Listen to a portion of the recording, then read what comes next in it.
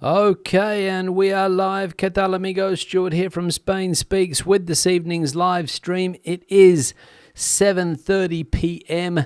on the 9th of July 2024. We'll look at some of the main stories that have caught my attention in the press here in Spain, and we'll also take a look at some comments that have been left on the channel in recent times by you guys, the viewers.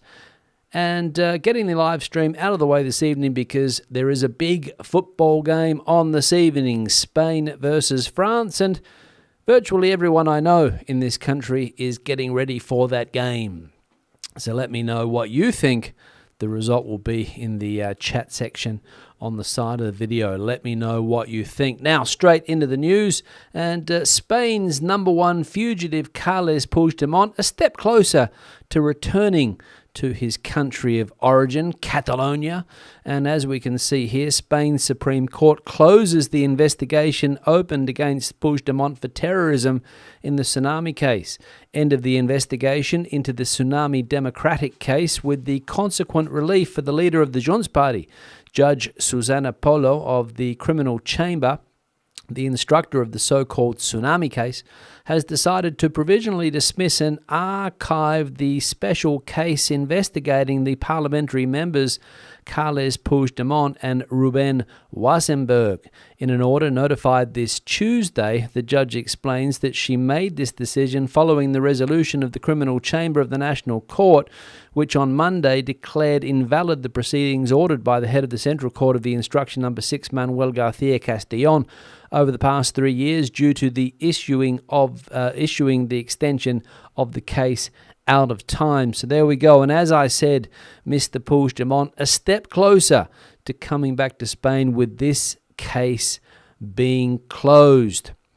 As we can see here, this terrorism case. But Mr. Puigdemont still has various other cases open and in the hands of different judges in Madrid, most of them, and they don't want to let him go that easily. I think the current one that they're trying to get him on is a connection with Russia, something about illegal funding and all of these things as well. So still not easy for Mr. Puigdemont to come back to his homeland of Catalonia and enjoy a pan tomaca, or a glass of cava looking over the Mediterranean Sea, having to do that currently in France or wherever he is residing. Next piece of news here, and Barcelona once again increases its tourist tax. This is how much visitors will have to pay. Barcelona, one of Spain's most popular destinations, attracts millions of visitors annually. This massive influx has led the authorities to implement measures to manage over-tourism. Since 2012, tourists visiting Barcelona have been charged a fee for each night of their stay. Recently, this fee has undergone a gradual increase, in line with the forecasts announced by the local authorities in 2022. Who anticipated that the municipal tax would increase over the next 2 years. The first update took place in April when the fare was raised from €2.75 to €3.25. The Catalan Council has stressed that these upward revisions will continue in the future. In line with this strategy, the Council recently approved a further increase in the tourist tax, which will rise to €4 per person from October. Now, let me know what you think, guys. Is €4 a night a reasonable price to pay to stay in the city of Barcelona? Is it worth it? Would you be willing to pay that tax, or is it a bit expensive? What do you think?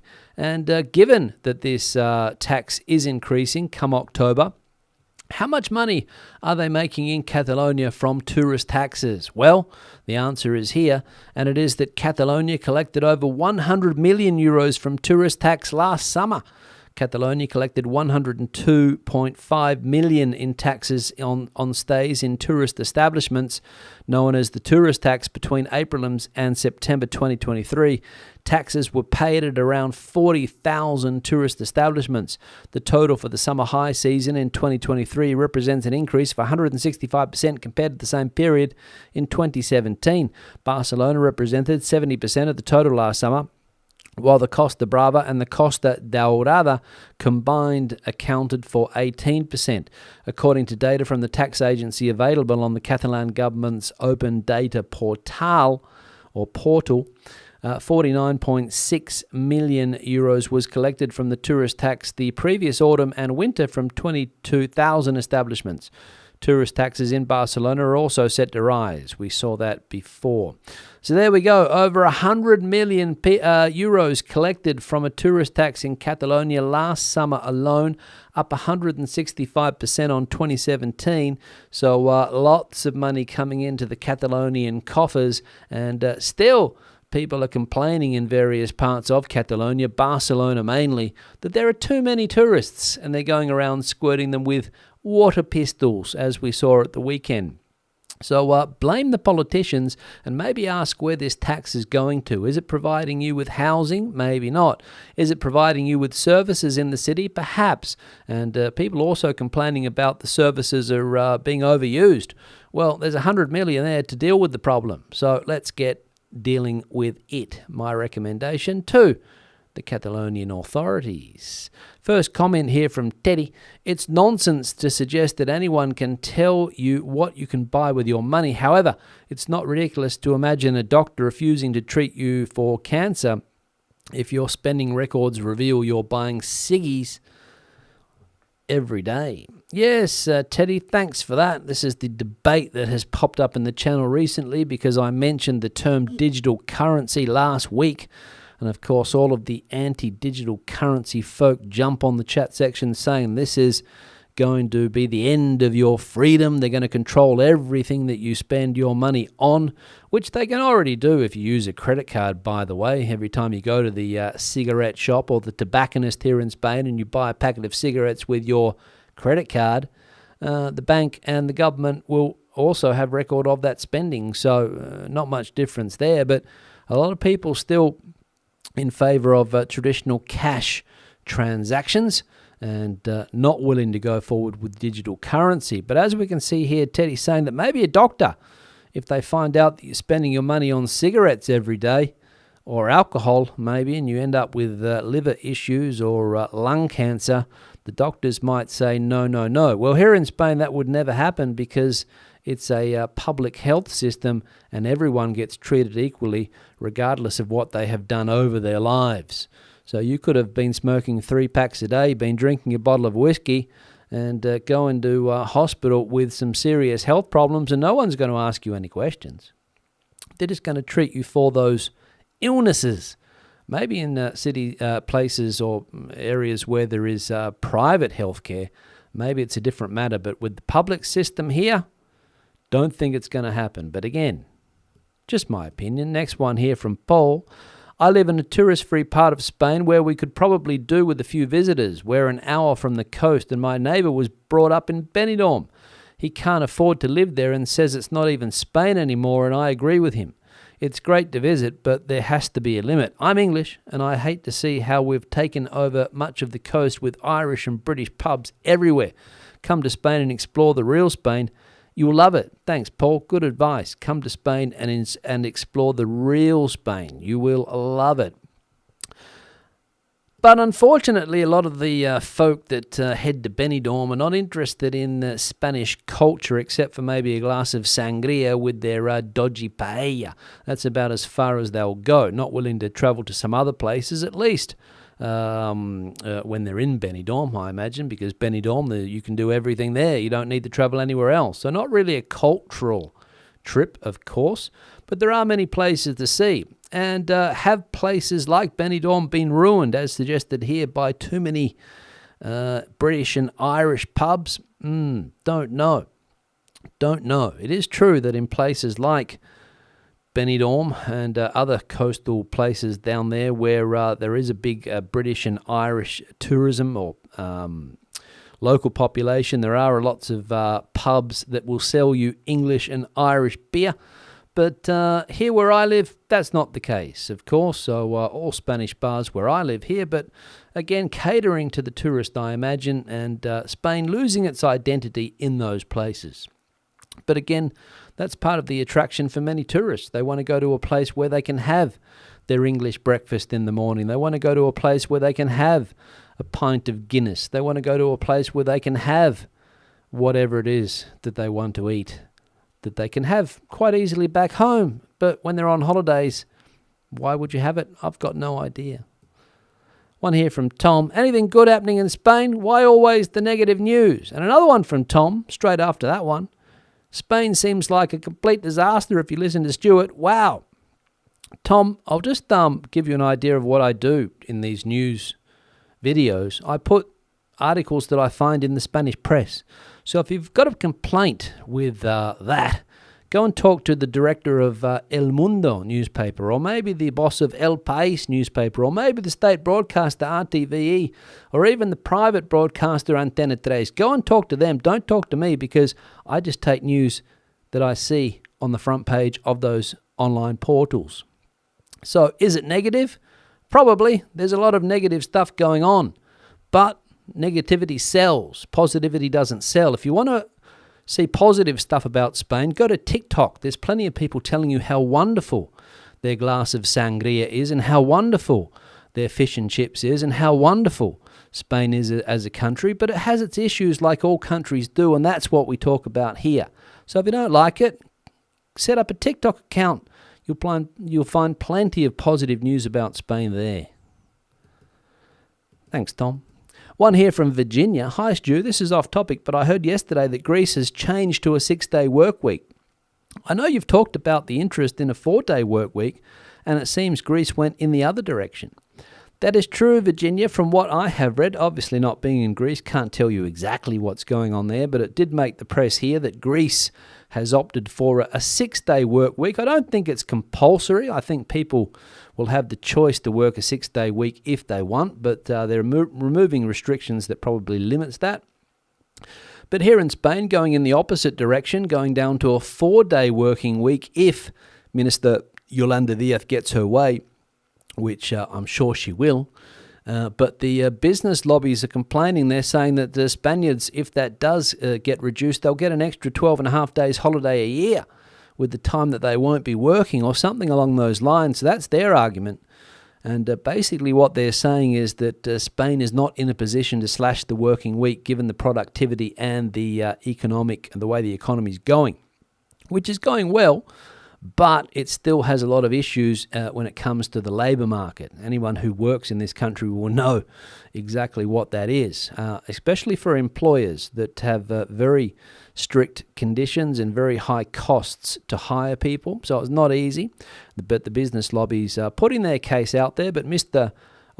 Díaz, I should say, Yolanda Díaz, wanting to bring it down by summer, I think, is her objective. And she's currently talking with the unions. No problems there, because the unions are on board with this, of course. The less people work, the better for the unions. But the business lobbies are the ones who are a little bit resistant. But of course, as I said before, we know, we've seen it in the past, that Ms. Díaz and the unions don't normally listen to what the business lobbies say. They just put these new rules out there, and businesses have to adapt. And if you can't adapt, you go under. Bad luck. They're not going to make it easy for you. Welsh Toto, there's a very clear principle when it comes to service: first come, first served. It's the only fair way. People should not be allowed to jump the queue, and that way there is no discrimination. Yeah, Welsh, thanks for the comment. Referring to something that we saw the other day, a commenter complaining that in Fuerteventura, she had the sensation, I think, that the locals were getting served before. My theory with this is that when locals walk into a bar here in Madrid, at least, probably in Fuerteventura also, they don't bother sometimes waiting for the waiter or waitstaff to come over to the table. Sometimes they've already put their order in as soon as they walk in. Ponme una cerveza fría para mesa número 3, por favor. And away they go. Whereas the tourist comes in, obviously don't have the skills to do that, or the culture to do that. They sit down and wait. And when they see the person who walked in afterwards with a cold beer already on the table, they say, well, this person's been served before us. The fact of the matter is that probably that's what's happened. He's walked in and said, Pepe, ponme lo de siempre, porfa. And that's what they do. That's what they do. You could probably equate that to maybe walking into your local at home in England or Ireland or wherever, and the person behind the bar knows who you are and already has a couple of pints there waiting for you when you come in.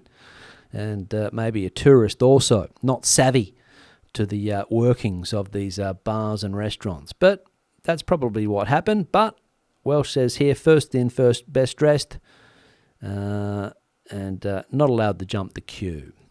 Another one here from Liz. Yes, we had to pay a service charge in Los Palacios y Villafranca, which is in Seville.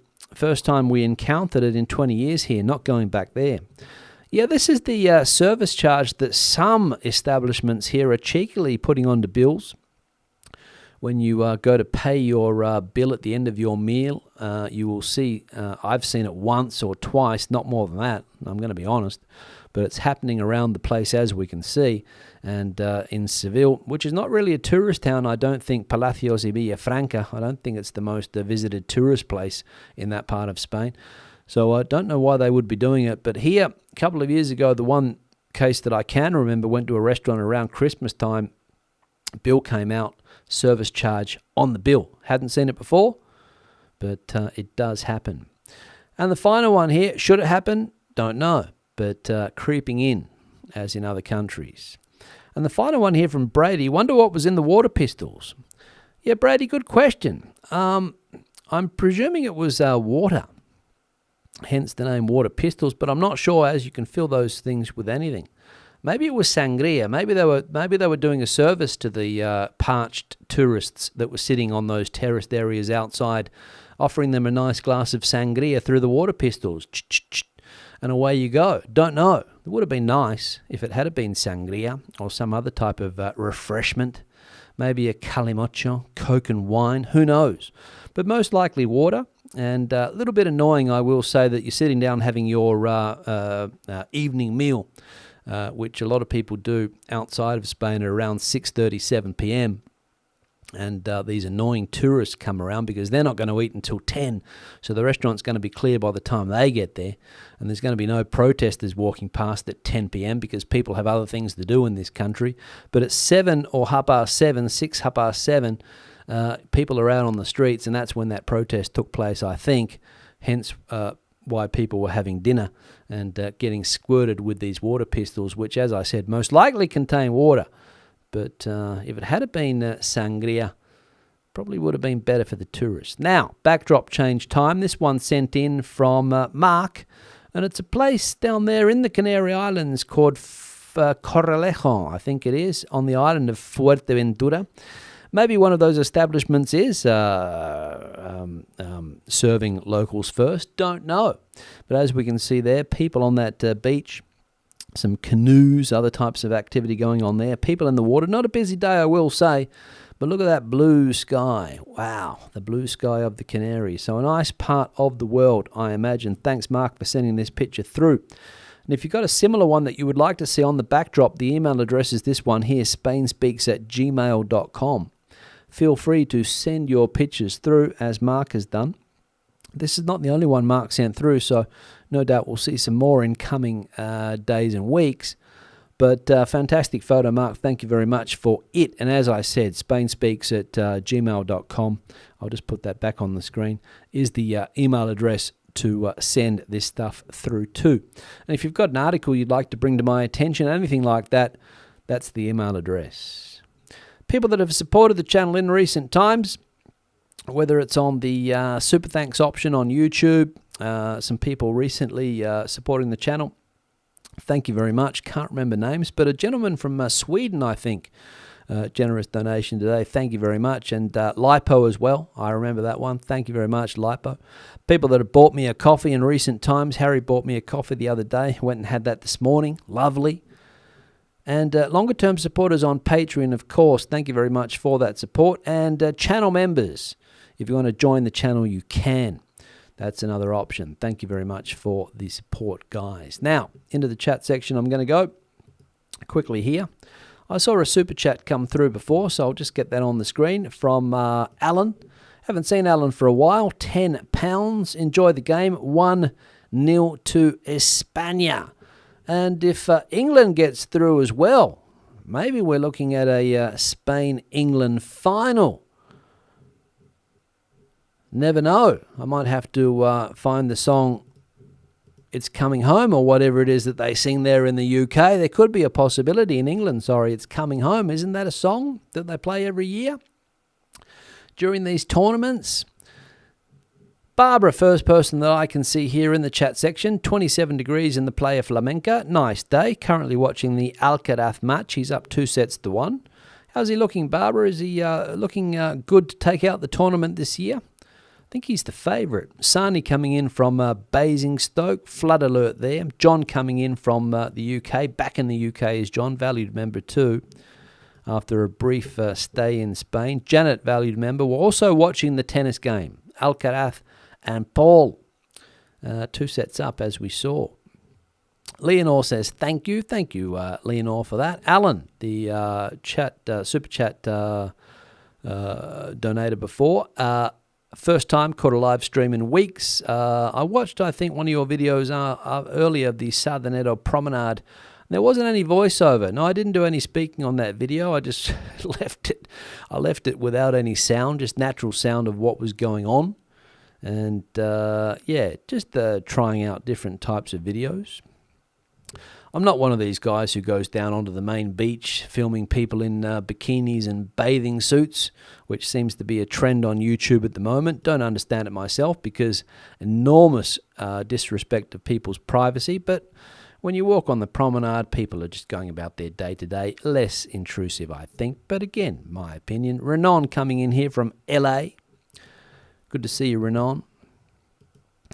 Abhishek saying that the visa's being rejected by the Spanish embassy, saying that it's a convenience marriage. I'm trying for the past 4 years. Can you help me? The answer to that last part of the question is no. I cannot help you. I'm not a lawyer. I don't specialize in this type of thing. But I'm sure that if your marriage is a legitimate marriage, there shouldn't be any problem. So have a try again.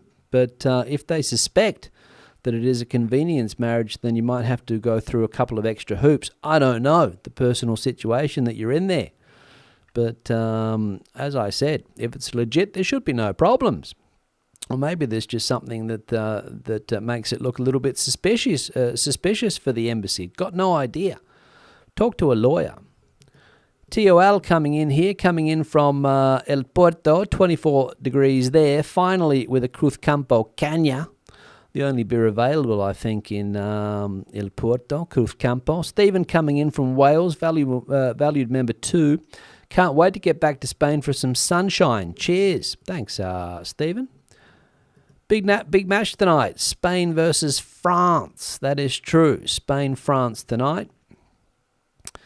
James coming in also with Kathy, back in a wet Worcester, UK, after a fabulous few weeks in sunny Spain. We covered 2,200 miles and added 2 more fantastic patadors to the total. I think I forgot to put the like icon on the screen, so I'll just whack that up there now. If you haven't hit the like icon, please do so. Just below the video, currently at 59. We'll see if we can get up to a decent tally if you hit it. Back to the chat.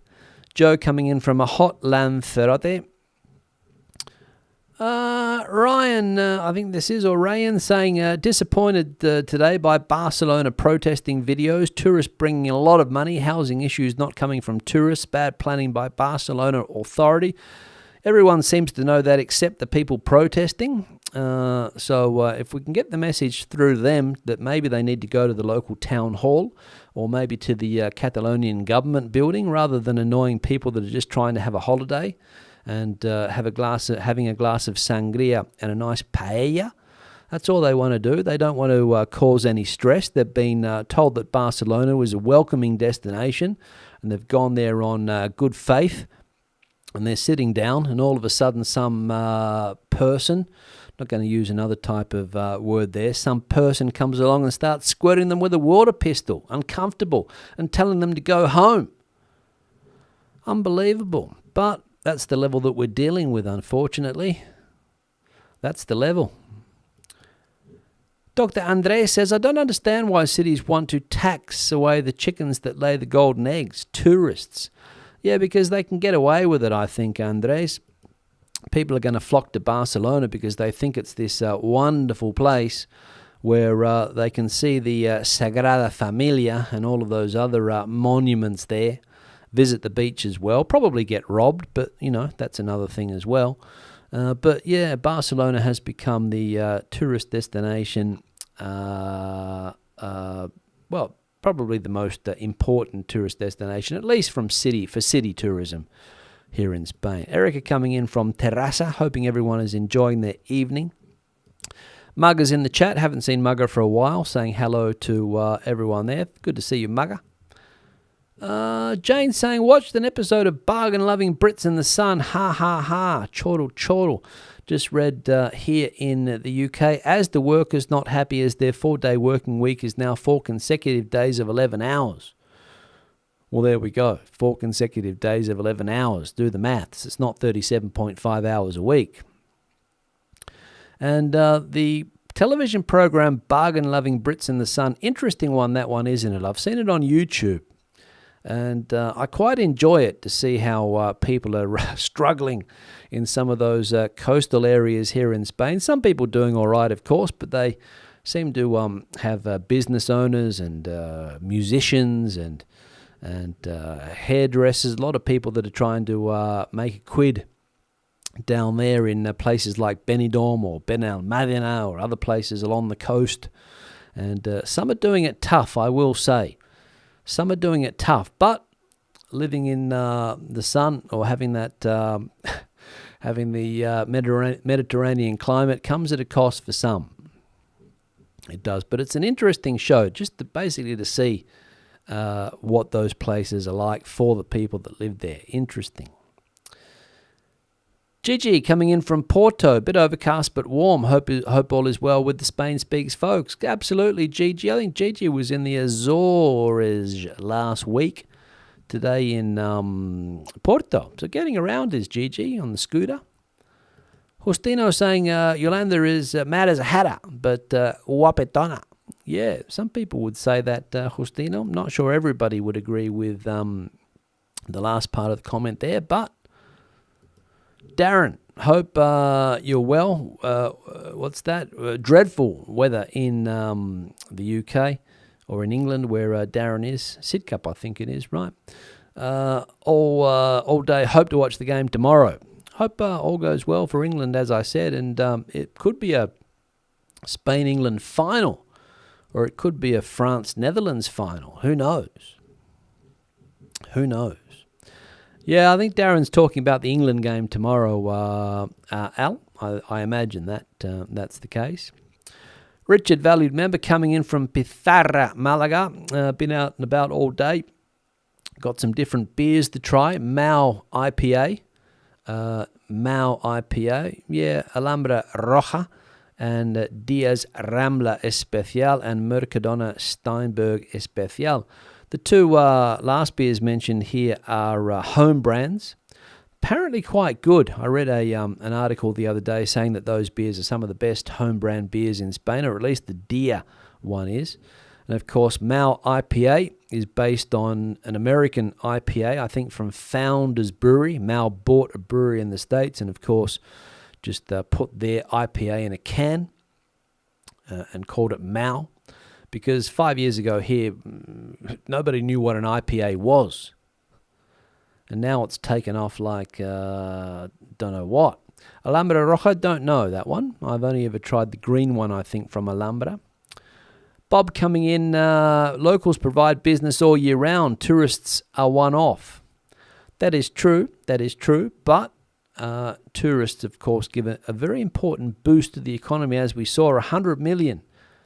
So my suggestion is to try to put up with it. Polar saying England never going to win anything. Don't know where Polar is from, but not confident that it's coming home. Gloria, just got back from our holiday in Spain. Barcelona overrun with tourists. Formula One was happening, so tons of street closures made things difficult. We stayed clear of Las Ramblas. Probably a good idea, Gloria, to stay clear of that part of Barcelona. Kim saying, I've generally always paid tourist tax. Public services do have to be paid for, and these cities must be preserved. As for the silliness of the anti-tourist lobby, think carefully. Yeah, I think so as well. Todd coming in from East Texas. Post-tornado there, 20 degrees Celsius. Jane and Rob coming in from Pedralba. Love the live feeds. Thanks for that. Carmen, last November, a friend stayed at a LA airport hotel and had these fees on a one-night stay. LA workers protection fee $10.72. Transient occupancy tax $23.50. Yeah, that's taking the P155, I think, Carmen, that. Old LA taking the P1FF. P155, I was going to say. P1SS or PISS, well, however you want to say it. Alcaraz is just one. There we go. That was a quick game. What else we got going on here? Let's have a look.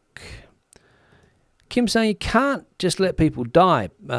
Kim pays €157 a month for the Convenio Especial rather than private healthcare, and I don't object to who gets medical care. 157 seems, I don't know whether that's reasonable or not. Let me know what you think. Considering that if you're self-employed here in Spain, you're probably paying minimum 300 to have access to that, but it also gives you a pension, which I suppose you're not getting there. Rafa coming in from Puerto Rico, a new Spanish province, possibly, Rafa. Possibly.